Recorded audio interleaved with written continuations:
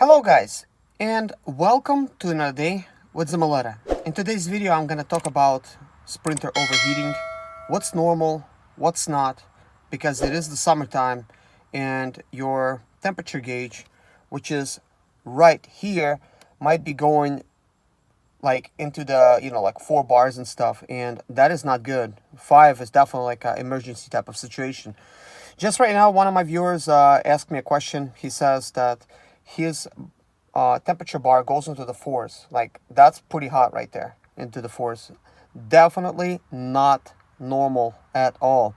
We're still not into the red, but that's a huge indicator if it's going to the 4 that you are having a problem.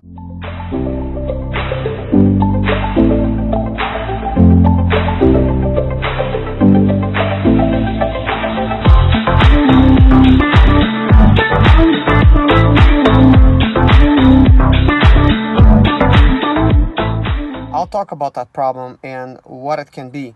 Now, let's focus on where it should be. You see the 180 mark? Yeah, that's obvious. That's actually where it should be.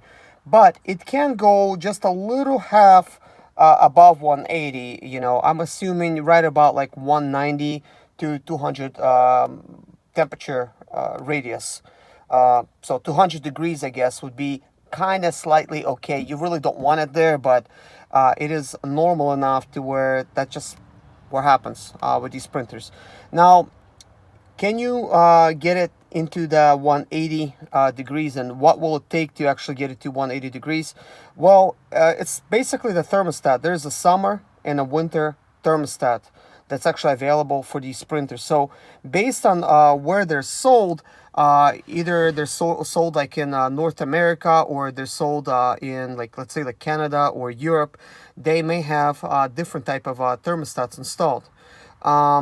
If you don't know what kind of thermostat you have installed, here's kind of like a way to find out. Like the winter thermostat.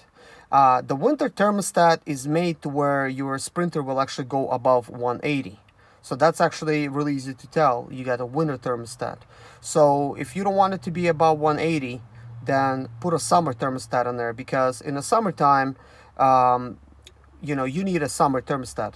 So what's a summer thermostat? Because I'm pretty sure, some of you guys have heard this, and some of you haven't, okay? And I know I talked about this before in some of my other videos, but try to dig them out. That's just way too many. So I'm just going to make a video for this right here and right now. So anyways, the summer thermostat, what it does is it allows thermostat to open up a little bit, or pretty much kind of stay open at a lot smaller type of temperatures.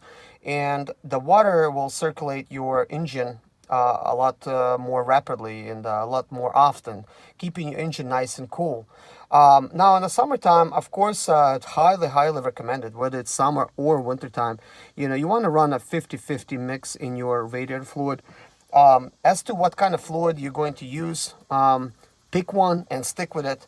What I use in mine is all makes and model fluid, because it's widely available, and that's what I have. But my sprinters pretty much have that. But if you just buy all makes and models, it looks like you could just add it to any type of fluid. However, I would, still not do it. I guess a little bit old-fashioned. You would just want to flush the system out first.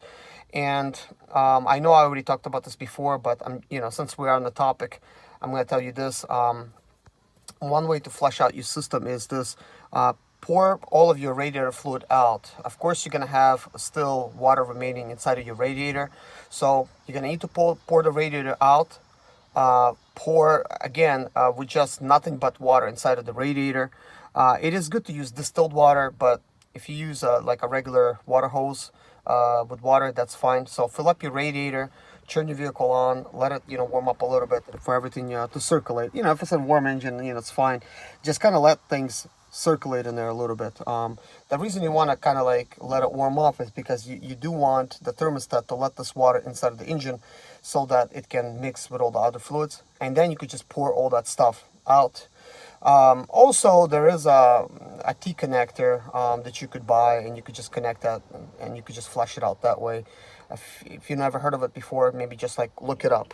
But anyways, it's one of the ways to change out your water. So in the summertime, I guess the takeaway is use a summer type of thermostat. Now, why would you want to use a winter thermostat in the winter? Well, in the winter, your engine is going to be like really cold, and you want it to, for the engine to warm up a lot faster, so you do want to have a thermostat that does not let water get into the engine as often, keeping your engine nice and warm, and still the temperatures are going to stay, quite normal. So that's a winter thermostat. Now you might go to like the parts department or whatever. You try to ask them about that. Some will know what you're talking about, some won't, but I'm telling you, there is a winter and a summer thermostat for these Sprinter vans. Now let's get back to my viewer question, like, well, why is his Sprinter kind of like going into the 4 bars? That is definitely like not good that it's going there. Well, I'll tell you one of the reasons that it's going in, like into the 4.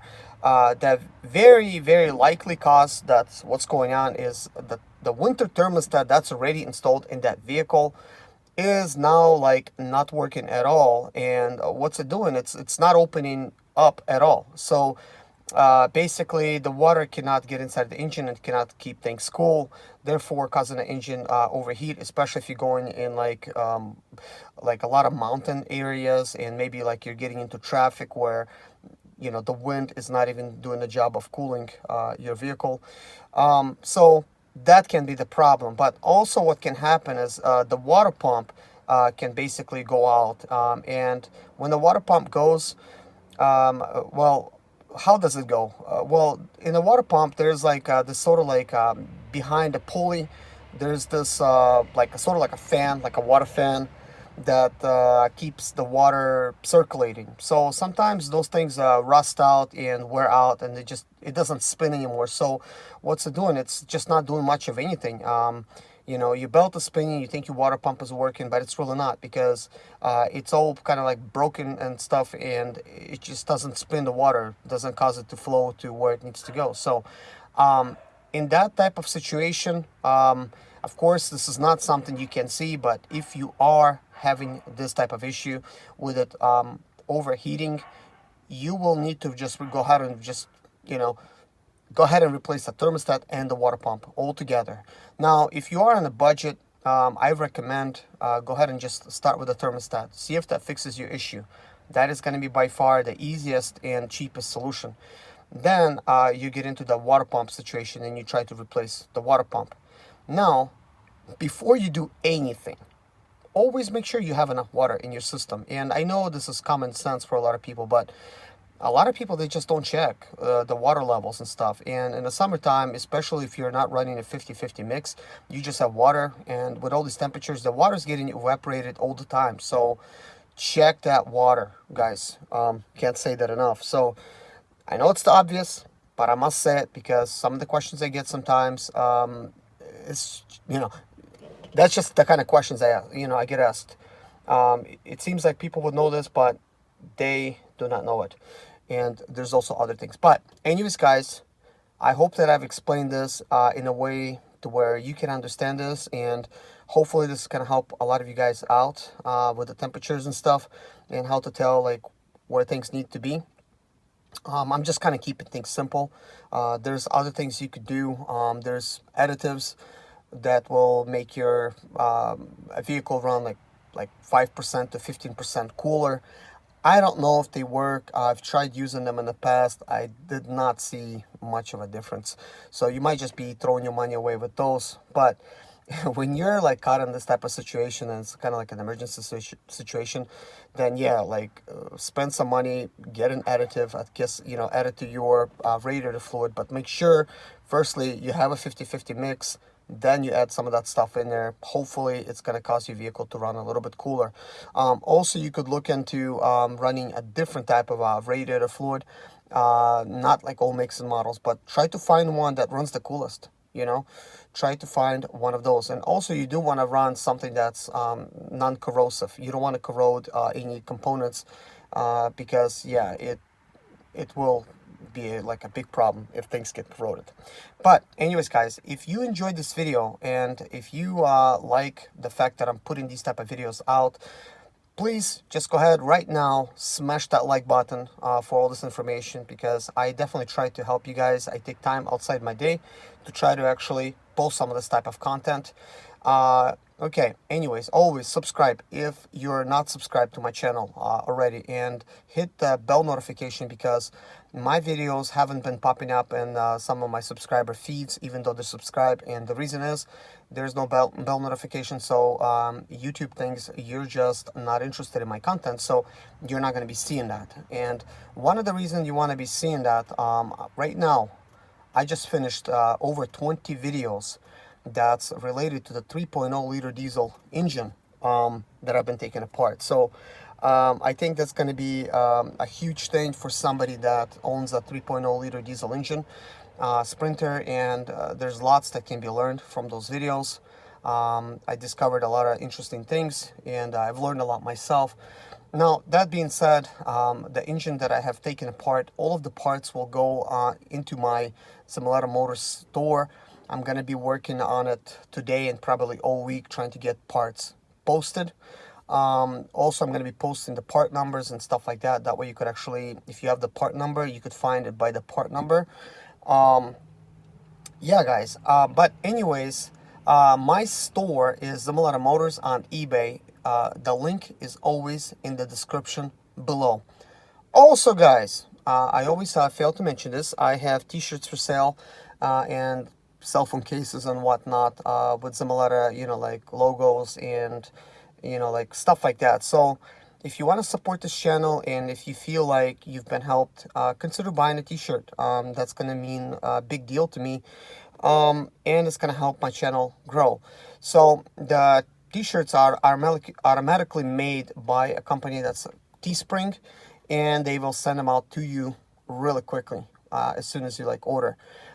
You may have been seeing the ads displayed at the bottom of each video. You could see that there's like pictures of Zimaleta t-shirts. That's mine. That's not like nobody else's. That's actually my store. I was approved for that store early last year. I set it up and everything, and I had it. And a lot of my viewers have been buying t-shirts from me. So, but anyways, guys, thank you so much for watching. Take care of yourself. God bless you. Stay safe.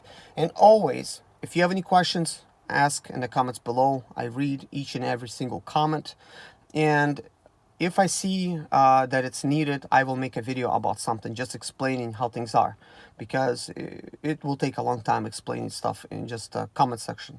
But anyways, guys, take care. See you later. Serge Zimaleta. I'm 37 years old, and yes, I experienced success after buying my first home for cash.